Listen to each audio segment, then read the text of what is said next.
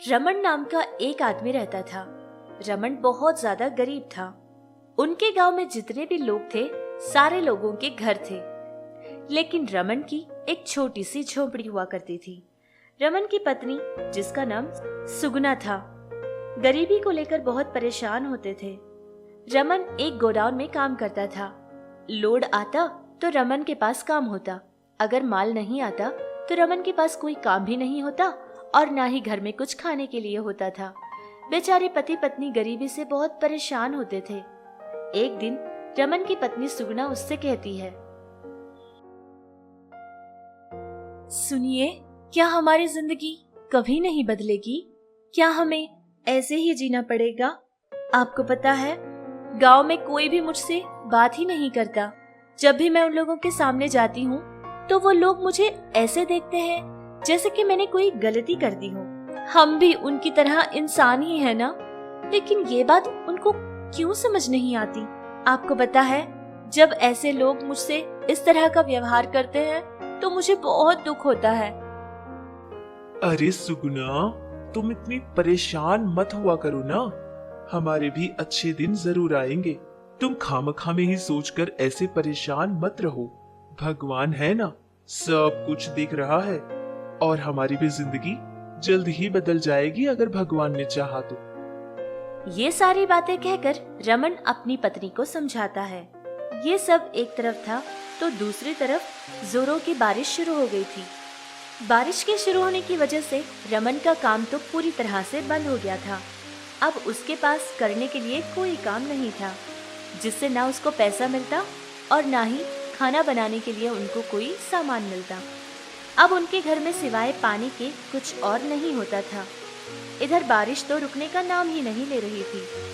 एक दिन की बात है कि बारिश के साथ साथ बहुत तेज हवाएं चलने लगती हैं, जिससे रमन की झोपड़ी के ऊपर वाला छत उड़कर चला जाता है। उस दिन रात को बेचारे दोनों पति पत्नी पूरी तरह बारिश में भीग रहे होते हैं। गांव के सारे लोग उनकी ये परिस्थिति देखते हैं, लेकिन कोई भी उनकी सहायता नहीं करता, बल्कि उनकी ये हालत देखकर सारे के सारे लोग उनका मजाक उड़ाया करते थे, जिसको देखकर सुगना को बहुत बुरा लगता है और वो बहुत ज्यादा दुखी हो जाती है। सुनिए, क्या हमारी जिंदगी कभी नहीं बदलेगी? क्या हमें ऐसे ही जीना पड़ेगा? आपको पता है, गांव में कोई भी मुझसे बात ही नहीं करता। जब भी मैं उन लोगों के सामने जाती हूँ तो वो लोग मुझे ऐसे देखते हैं जैसे कि मैंने कोई गलती कर दी हो। हम भी उनकी तरह इंसान ही है ना, लेकिन ये बात उनको क्यों समझ नहीं आती? आपको पता है, जब ऐसे लोग मुझसे इस तरह का व्यवहार करते हैं तो मुझे बहुत दुख होता है। रहने दे सुगुना, जब भगवान को हम पर तरस नहीं, जब भगवान को खुद हम पर दया नहीं आती, तो ये तो मामूली से इंसान हैं, इनसे हम क्या उम्मीद रखेंगे? मैं तुम्हारे लिए कुछ नहीं कर पा रहा हूँ। वैसे मेरे लिए तू और तेरे लिए मैं, बस हम दोनों ही काफी हैं हमारे लिए। हमें किसी की दया या फिर किसी की सहानुभूति की कोई जरूरत नहीं है। इस तरह दोनों पति पत्नी एक दूसरे से बात करने के बाद उनके घर का छत बनाने की वो लोग कोशिश करते हैं, लेकिन छत बनाने के जितना पैसा उनके पास नहीं था, जिससे वो लोग एक प्लास्टिक की कवर की सहायता से अपना घर छिपा लेते हैं और इस तरह उस दिन का उनका गुजारा हो जाता है। दूसरे दिन बारिश थोड़ी सी थम गई थी, जिसको देखकर रमन ने सोचा कि कोई काम तो अब उसको ढूंढना ही ढूंढना है। ये सोचकर वो दूसरे गांव में काम ढूंढने के लिए चला जाता है। सारा गांव घूमने के बाद भी रमन को कोई भी अपने पास काम नहीं देता है, जिससे बेचारा रमन थका हारा अपने घर का वापस रास्ता पकड़ लेता है। वापस घर आते समय उसने देखा कि सड़क पर कुछ लोग एक जगह जमा हुए थे। इतनी भीड़ को देखकर उसने सोचा कि शायद वहाँ कुछ हो रहा है। ये सोचकर रमन वहाँ पहुँचता है। देखता है कि एक लड़का खून में लथपथ हुआ सड़क पर गिरा पड़ा था, जिसको सारे लोग खड़े हुए देख तो रहे थे, लेकिन कोई भी उस लड़के की सहायता नहीं कर रहे थे। उस लड़के को ऐसे खून में लथपथ देखकर रमन बहुत घबरा जाता है और उसको बिना देर किए अपने हाथों में उठा लेता है और करीब के अस्पताल पहुंचता है। देखिए, आपने इस लड़के को ठीक समय पर अस्पताल पहुंचा दिया। अगर थोड़ी और देरी हो जाती तो हो सकता है कि लड़के की जान चली जाए। वैसे आप इस लड़के के क्या लगते हैं? डॉक्टर का ये सवाल सुनकर रमन कहता है कि मैं इस लड़के का कुछ नहीं लगता। मैंने देखा कि ये लड़का सड़क पर लथपथ पड़ा हुआ था और पूरी तरह से उसका खून बह रहा था, जिससे मुझसे देखा नहीं गया और मैं इसको अस्पताल लेकर पहुंच गया। आज के जमाने में भी आप जैसे अच्छे लोग हैं, इसीलिए कुछ लोगों की जान हम बचा पा रहे हैं, वरना आजकल तो ये मौत, एक्सीडेंट, मरना वरना तो मामूली सी बात हो गई है। वैसे आपका बहुत बहुत धन्यवाद। देखिए डॉक्टर साहब, ये बटुआ इसी लड़के का है। मुझे सड़क पर मिला था और मैंने इसको निकाल कर रख लिया। मुझे लगता है इस बटुए में इस लड़के का सारा अता पता होगा। आप एक काम कीजिए, उसके माता पिता को बोल दीजिए, फिर वो लोग आ जाएंगे। मुझे एक जरूरी काम है, मैं अभी जाता हूँ। इतनी बात कहकर रमन वहां से निकलकर चला जाता है और डॉक्टर भी उस लड़के के माता पिता को फोन करके सारी बात बताते हैं। तभी उस लड़के के पिता वहां पहुंच जाते हैं। अपने बेटे को ऐसी हालत में देखकर वो आदमी बहुत ज्यादा परेशान होता है और फिर डॉक्टर से सारी बात पता करता है। उस आदमी के बेटे को होश आ जाता है। उसके होश में आने के बाद अपने बेटे को अस्पताल में छोड़कर वो आदमी जिस सड़क पर उसके बेटे का एक्सीडेंट हुआ था वहां पर पहुंच जाता है। वहां पहुंचने के बाद पता करता है कि उसके बेटे को अस्पताल किसने पहुंचाया था।